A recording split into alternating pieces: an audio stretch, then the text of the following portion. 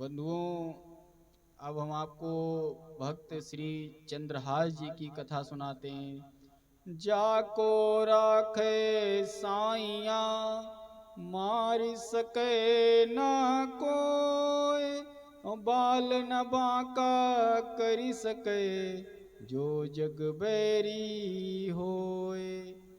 महाराज, एक बालक था चंद्रहास।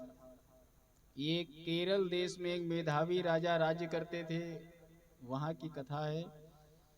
उस बालक के बचपन से ही बड़े कष्ट रहे, बड़े संघर्ष रहे, लेकिन भगवत भक्ति ने उसको सम्राट बना दिया।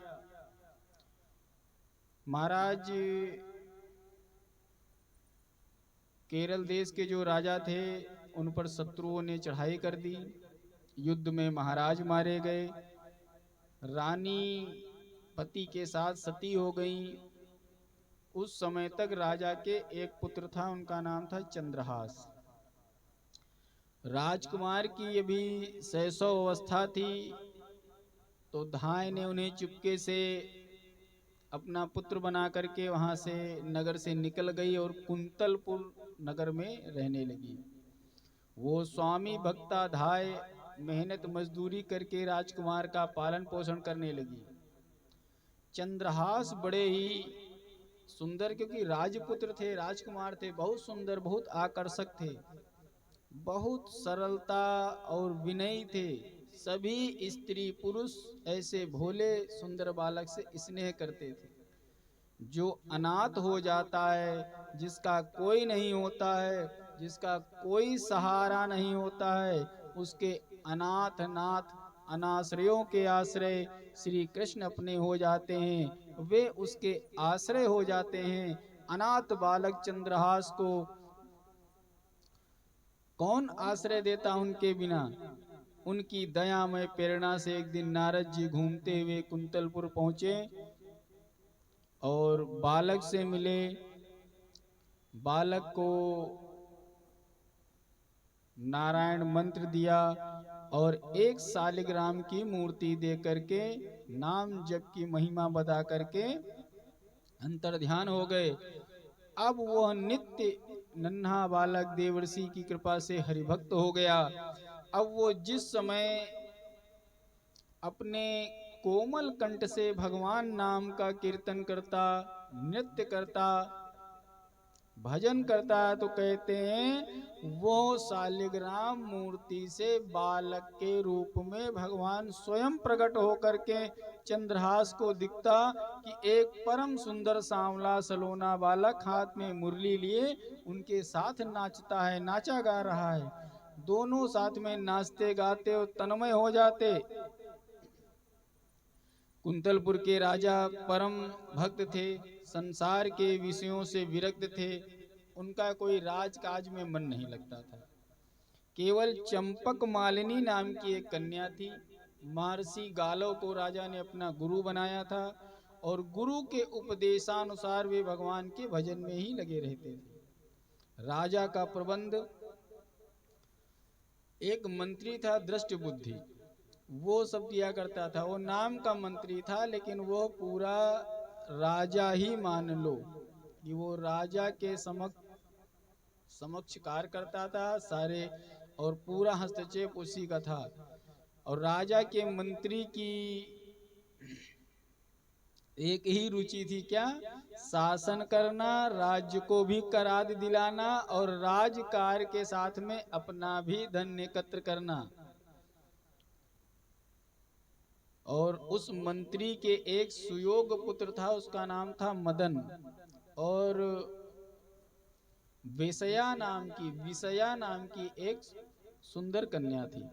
और मंत्री जितना उधर राजा धर्म कार्य में लगे रहते थे, मंत्री उतना ही धनादि रुपया पैसा बटोरने में पूरी लगे रहते थे। लेकिन मंत्री का पुत्र मदन बहुत भगवत भक्त था। एक दिन देखो, नित्य अतिथि सत्कार होते थे, राज कार्य होते थे, तो देखो दृष्ट बुद्धि को ये अच्छा नहीं लगता था कि घर में उनके नित्य भजन कीर्तन हो, लेकिन वो मना भी नहीं करता था। तो मदन अपने पिता का भी हाथ बटाते, भगवत भक्ति करते, नित्य ब्राह्मण आदि का भंडारा हुआ करता था, ब्राह्मण आदि भोजन करते, संतों का सत्संग हुआ करता था। अब एक दिन यही महल में मंत्री बैठे हुए थे, ऋषिगण बैठे थे और भगवान की कथा हो रही थी। और उसी समय सड़क पर टोली बना करके भगवान नाम कीर्तन करते हुए चंद्रहास बालक मंडली के साथ निकले। बड़े सुंदर भाव से भजन कर रहे थे, श्रीमन नारायण नारायण नारायण, श्रीमन नारायण नारायण नारायण। बच्चों की कीर्तन ध्वनि सुन करके मदन को बड़ा अच्छा लगा। जो मंत्री का लड़का था, टोली को अंदर बुलाया और उसी समय बड़ा अच्छा कीर्तन भजन हुआ। और ऋषियों ने जब चंद्रहास को देखा तो एक भविष्यवाणी कर दी। एकांत में मंत्री के पास में गए, कहने लगे, हे मंत्रीवर, ये एक दिन इस राज्य का राजा बनेगा और इसको जो है परम वैभव की प्राप्ति होगी। तो ऐसा ना हो इस लड़के को कहीं जाने न दो, आज से इसकी सेवा में लग जाओ, इसका पालन पोषण करो तो उसका सुख तुमको भी मिलेगा। इधर महाराज मंत्री दृष्ट बुद्धि ये सोच रहे थे कि किसी भी तरीके से हमको राज्य मिले, हमारे बेटे को राज्य मिलेगा, तो ये तो बड़ा गलत हो गया, ये तो हो गया। अब महाराज जैसे ही ये शारीरिक लक्षण देखकर बताया था, क्या बताया था, संतों ने कहा ये तुम्हारी सारी संपत्ति और राज्य का स्वामी भी बनेगा, नरेश बनेगा। अब इनको और खला, इतनी मेहनत से हम धन बटोर रहे हैं, मेरी संपत्ति का स्वामी बनेगा, राजा यहाँ बन जाएगा। तो ये अज्ञात, न इसके कुल का पता है न खानदान का पता है, एक भिखारी बालक मेरी संपत्ति का मालिक, ये बात उसके हृदय में तीर जैसी लगी। तो उसने उनको बधिकों को बुलाया, जो कहते हैं ना, ये जो होते हैं जो हत्या वगैरह कर देते हैं, चांडाल को बुलाया। और जो उनको बुलवाया कि जाओ बधिकों को बुला लाओ। इधर जो साथ में भजन कीर्तन बच्चे कर रहे थे, उनको मिठाई उपहार आदि दे करके विदा किया। कहा चंद्रहास यहाँ रुक करके भी थोड़ा उनसे काम है, भजन वजन करेंगे और तुम लोग अपने अपने घर जाओ। बच्चों को मिठाई मिली, दक्षिणा मिली, सब अपने अपने घर चले गए। इधर इसने बधिक को बुलाया और कहा तुमको मनमाना धन दे रहे हैं, इसके बराबर धन ले जाओ, इसको ले जाकर के बालक को कहीं सुनसान जंगल में मार के डाल दो, इसकी हत्या कर दो जाकर के। अब जब सुनसान वन में बधिक तलवार नंगी हाथ में लिए जा रहे थे, तो चंद्रहास उद्देश्य समझ गए। तो कहने लगे, भैया क्या तुम हमें मारने जा रहे हो? और हमें तो ऐसा ही लग रहा है, अगर तुम मारने जा रहे हो तो बस खाली 2 घड़ी रुक जाओ, हम अपने शालिग्राम की पूजा करके कीर्तन कर लें, अपनी पूजा कर लें, फिर हमें मार देना। आप महाराज शालिग्राम को निकाले, उनकी सेवा किए संध्या समय और भजन करने लगे। उस कीर्तन से इतना मन प्रभावित हो गया बधिकों का, तो उनके मन में प्रेम उमड़ने लगा। वो सब सोचने लगे कि इतना प्यारा बालक है, भगवान का भजन कर रहा है, इस अपराध बालक को कैसे मार दें। लेकिन मंत्री का भय था। तभी उसकी नजर पड़ी कि चंद्रहास के पैर की उंगली में 6 उंगली हैं। बधिकों ने सोचा काम बन गया। अब बधिक ने एक निकाली तलवार और वो जो अधिक उंगली थी वो काट ली। अब बालक को वहीं छोड़ दिया और दृष्ट बुद्धि के पास वो उंगली दिखाई, कहा महाराज मार दिया।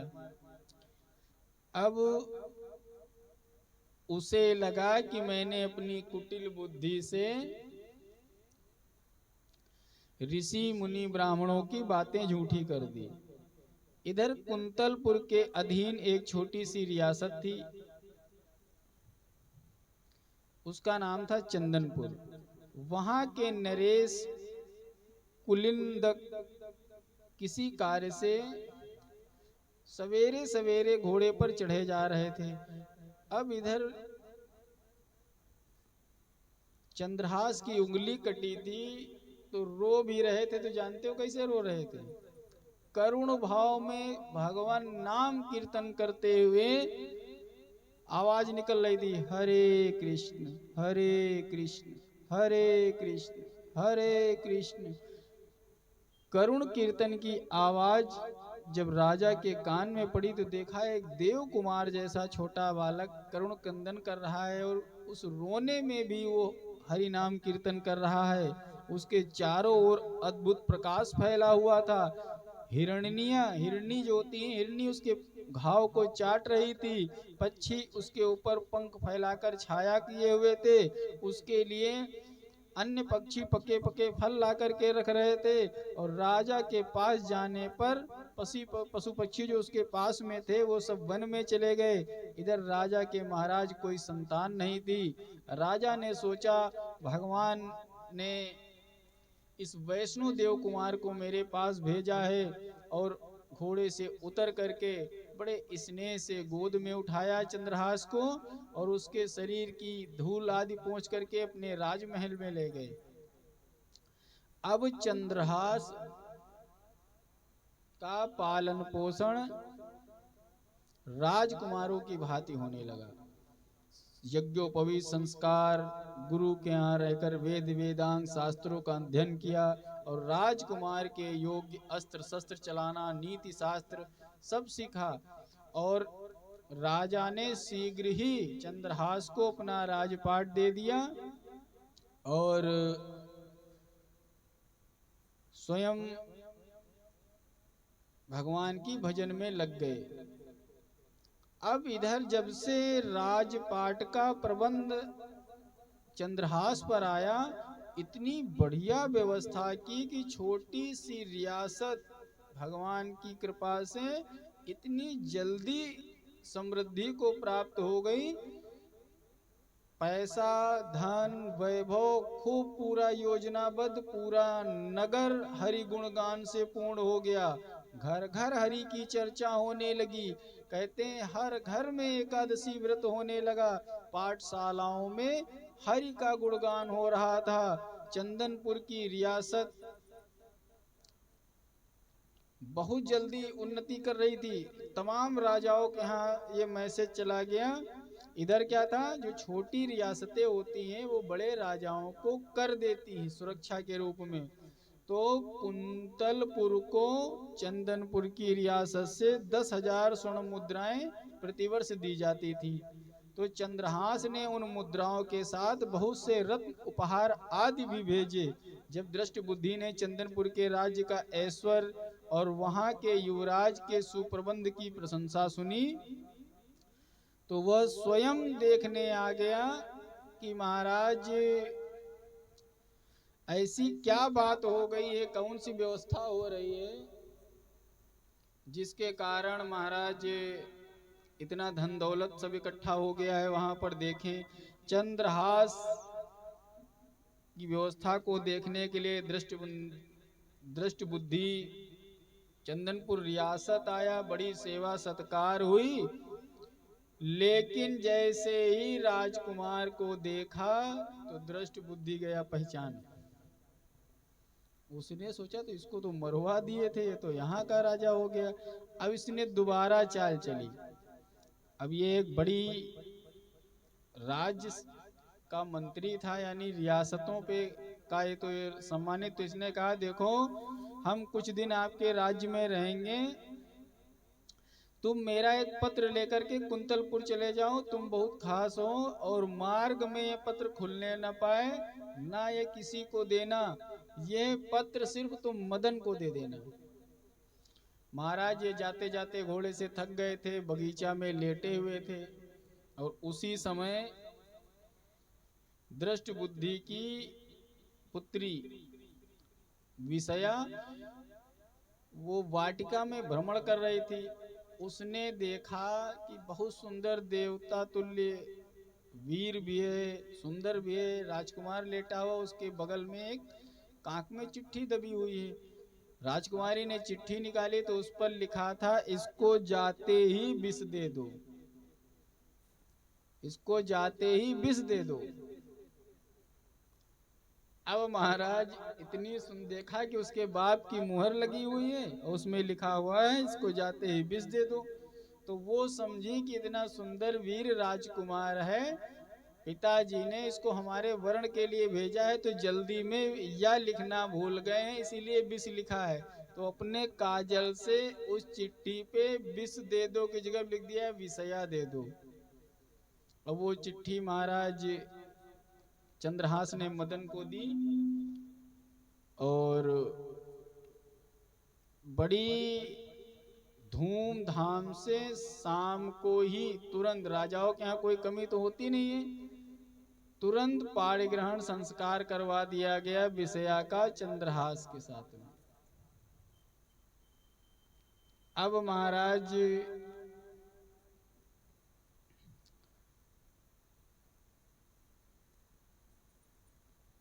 क्या बात है, देखिए क्या कि लिखा क्या था, इनको विष दे दो, और मदन ने जब चिट्ठी पाई तो विषया ही मिल गई। ये प्रभु की जाको भगवान रक्षा करते हैं उसकी कहाँ हो सकती है। अब कहते हैं इधर 3 दिन बाद दृष्ट बुद्धि लौटे, अब तो मार वार के काम खत्म हो गया होगा, तो वहां की स्थिति देख करके बड़े क्रोधित हो गए। अरे भगवान देख लो, ये तो यहाँ का दामाद बन गया। अब इसी समय एक और चमत्कार हो गया कि चंद्रहास का विवाह जब विषया से हुआ, यानी अपनी बहन से मदन ने कर दिया, तो विवाह के समय कुंतलपुर के जो मुख्य मेन राजा, ये तो मंत्री था, राजा निमंत्रण में आए थे और इसके औरा को प्रभाव को देख करके प्रसन्न हो गए और मदन से कहा कि हमको लग रहा है कि हम भी अपनी पुत्री का विवाह इससे कर दें ताकि हम भी राजपाट से मुक्त हो जाएं, क्योंकि उन्होंने चंदनपुर के इस युवराज की विद्या बुद्धि सूरता आदि की प्रसन्नता बड़ी सुन रखी थी। अब राजपुत्री का विवाह भी चंद्रहास से करने का निश्चय हो गया। अब इधर इन्होंने ये मैसेज देने के लिए तुरंत मदन को बुलाया कि मदन, हमको लग रहा है कि जो है हम भी अपनी पुत्री का विवाह चंद्रहास से कर देंगे, तो ऐसा करो ये चिट्ठी ले जाओ चंद्रहास को दे दो और तुम उसको लेके आओ। इधर महाराज द्वेष से अंधे हुए मंत्री की बुद्धि बड़ी तेजी से चल रही थी, कैसे क्या करें, तो इसने एक चाल चली, चंद्रहास से कहा देखो विवाह तो हो गया है, लेकिन मेरे यहाँ की परंपरा है कि मेरे यहाँ का जो दामाद होता है वो पहाड़ी पर देवी मंदिर में जाकर के माता को जब प्रसन्न कर लेता है तभी आगे कोई कार्यक्रम होते हैं। इधर इसने